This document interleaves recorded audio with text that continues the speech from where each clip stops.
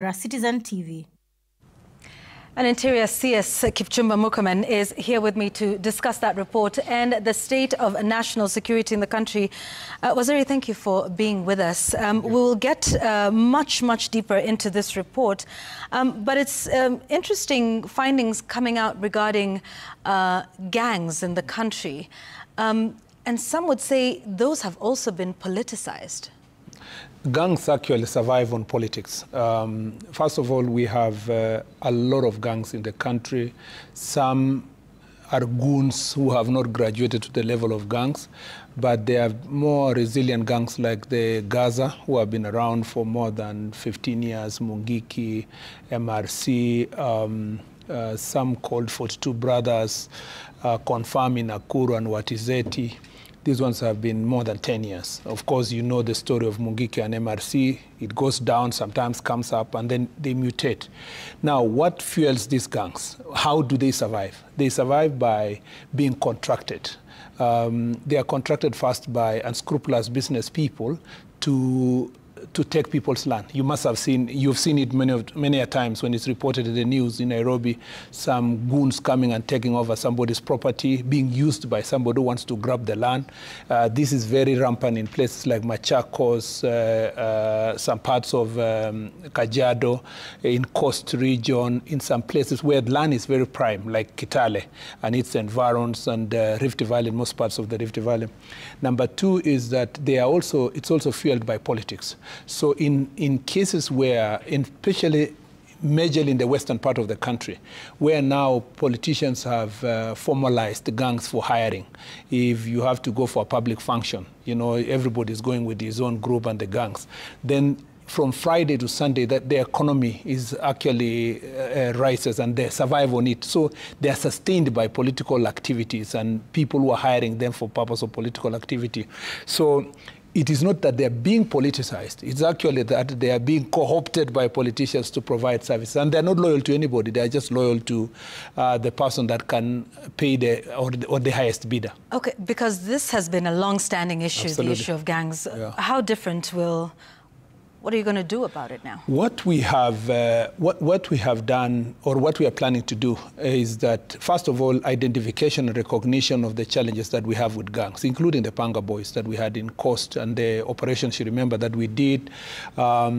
What we intend to do is to do an intelligence-led operation. And this will target the gang leaders and the financiers.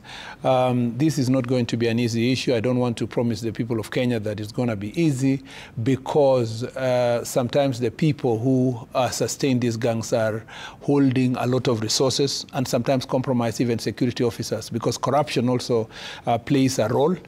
Some also hold very influential positions, members of parliament, governors, and if you know, a governor is running his own government. Before you talk about the national government, he's running his local government, and they're sustaining. They even have officers. Seemingly the chief officer will be in charge of maintaining the gangs to ensure that the governor has always a crowd that works with him or her to functions. And so it's not going to be an easy thing, but the IG as now is sitting down to formulate the strategy on how to dismantle these gangs. And it will start by targeting the leaders and targeting those who are financing and supporting them.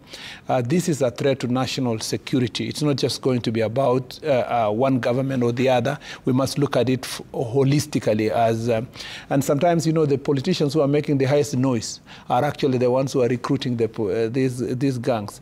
And so we need the support of the entire population to ensure that we do not give political cover. Sometimes when we go for them, we arrest, we charge. You saw what happened over the weekend, where gangs came to a church, and then two groups were fighting outside the gate of a PCA church in Kariobangi. Yeah. And the police even were forced to use tear gas to just disperse them. This is really something that if we do not deal with now, it is going to take over the security of our country. And then therefore, the IG is now sitting down to formulate a team. And one of the challenges he had expressed to us was that because of the strength of the DCI office, there is need to ensure that we strengthen the number of DCI officers that are going to work with within the DCI office for purpose of this operation. And it's our duty now that we have recruiting 10,000 police officers, that some of them will be taken for specialized training to help in dealing with these gangs. Okay. Waziri, you know, we've heard that a lot. Yes. We've heard it before. Absolutely. How different is it this time? Because everybody says those who are paying the gangs for their own are known. Yeah. You've just said here, in certain instances, it's county governments and county governors. Yeah. It seems the government knows a lot, but is seemingly unable to deal with this issue? Well, it's not. It's the unfortunate thing, for example, during the Mandamano early this year, we arrested over 200-300 people, actually over 1,000. But those who we took to court really to charge them were almost 500. And some we charged them for terrorism because they came and burned the police station and so forth. What happened? The Law Society of Kenya, the media, the civil societies generally, the international community condemned the government for dealing with ruthlessly protesters. And they have been given a very good name, that they are protesters. They are not. Protesters are peaceful people. Protesters cannot burn a police station, cannot steal guns, cannot do the things we saw here in April. And if you saw the way I was standing firm on this issue, is because if we don't do so, if we politicize, if we do it for the sake of pacifying or pleasing some section of the population, we are going to lose the nation. So what we did as a government is to make sure that we support the DCI and the police to do thorough investigations. DPP did its part to ensure that they are charged. Unfortunately, the courts still think that there is room for violence in exercising freedoms of expression and picketing and such. And therefore, if you look at the Jukwaa la Usalama report, one of the things that is insisting is that there is need for multi-agency cooperation. In fact, one of the recommendations is that at the county level, we need to use court users association to agree on how best we are going to be dealing with crimes, especially high crimes like presence of gangs, because it cannot be done by one section of the government alone. Okay, so you talk of other people sort of preventing the work of the government in terms of fighting this. But we saw some really ugly scenes of violence in the just concluded by-elections in Malava, in Bere. In certain instances, Waziri, we saw people carrying rungus. And machetes. And machetes. Yeah. In full view of police officers who were themselves armed, seemingly doing nothing to curb this. That's not all. We've seen the same thing happening even during the protests that you speak of, not just this year, but last year as well, where you see unidentified people who are certainly not, one would imagine, police officers because they're carrying crude weapons. And they're walking along and they're terrorizing people in full view of the police. And there have been accusations that the goons are actually being used by the police or being allowed to run free, especially during protests. In some instances, police officers are part of the accomplices. They are compromised. You saw over the weekend that there was a police officer also greeting while smiling and laughing. One of the guys was carrying a machete and waving a panga. And the IG is in the process of ensuring that those police officers are held into account. We cannot lie that, you see, we can't lie that there is a problem also among police officers or even government officers or even politicians, including those who are in government side. This is not something that is confined to you being in opposition. As I've told you, there are people who even support government, but they invest in gangs. And this issue requires certain level of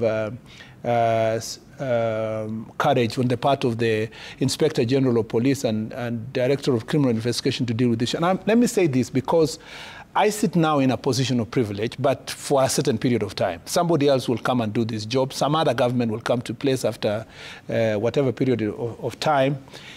The thing is, we must confront gangs, and we must agree as citizens, not whether you are in government or in opposition, that we cannot condone this issue of gangs, and we cannot protect them by virtue of somebody is supporting the president or opposing the president. It must be based on salvaging the nation, because once you are not holding office, you know, you will go back to being a backbencher, so to speak, you know, as a common citizen, and these gangs will come to your farm and they will take it over. By the way, let me tell you something. Yeah, just as most of the farms that are being invaded by gangs now are farms that were held by powerful men and women who held powerful offices in the past. So this thing is a threat now, and is a threat in the future. And I want to promise the people of Kenya that the approach I take from a policy perspective, giving policy directions to the Inspector General of Police and other agencies of government, and supporting them resource-wise, is going to be impartial, because I have the foresight, and I am now grown up enough to understand that some of these things that you quote at the moment and you compromise can become lethal in the future. All right, I have 30 seconds to go to a commercial break. I just want to ask this because you seemed to agree that there are certain members of the police service who work with the goons and work with the gangs. Am I to understand it is also your admission that even during the protest there were gangs who were either supported by the police or the police looked the other way? Basically, you know, let me say, for the protest, I can say this, because I've engaged the police officer and I asked them, you know, you are standing there and there are people holding machetes and rungus and you're doing nothing. He tells you that, you know, consider the numbers of the police that were present there, and consider the fact that these people are armed, you know, and they are large in number. If I use my gun and I kill somebody, extrajudicial killing. If I attempt to arrest, I'm going to be attacked by these people. I'm also a human being. So the thing is, these gangs have grown to certain numbers that becomes a threat even to police officers providing So the police are helpless in instances? Yes, there are instances definitely that police officers are helpless. And let me say this, haven't you seen a policeman's hand cut? Haven't you seen a policeman who was clobbered? You've never seen a lady in town that has been hit? Why? Because if we have constricted the capacity of the police to manage violent crowd by putting them under you know, a lot of restrictions in terms of managing these criminals, even in some instance of use of force, what they do is that in some instance, when they see that their lives is in danger, they become you know, impartial. They don't want to do anything. But there are cases also, perhaps, that you will find police officers have been compromised, you know, to do the wrong thing. And those cases are always investigated and charged. But by and large, most of the police officers, or a greater percentage of the police officers, are well-meaning. They want to protect their country, but they want our support. That's why you see me speaking the way I speak, boldly in defense of police officers, because if they continue living in the fear that every time they do something, the media, the civil society, the IPOA, and everybody else attack them, and they are left on their own, then you weaken the ability of police officers to respond in such danger. So in your view, when the media raises issues, and IPOA, whose work it is to investigate police excesses and overreach, that hampers the work of the police? Yes, if it is done in a partial manner. But if it's done impartially, there is nothing wrong with it, because they have a constitutional duty. The only problem is that police officers, in most cases, that's why I gave even a directive the other day that these police officers must be given legal representation when they are going through this process. You remember, consider their level of education and their capacity to defend themselves, and then they're appearing before a commission is represented by lawyers and so forth, and then sometimes they're just there to defend themselves. Nobody's helping them to make sure that their part of the story is heard. So our defense of police officers is to defend those who are doing the right thing.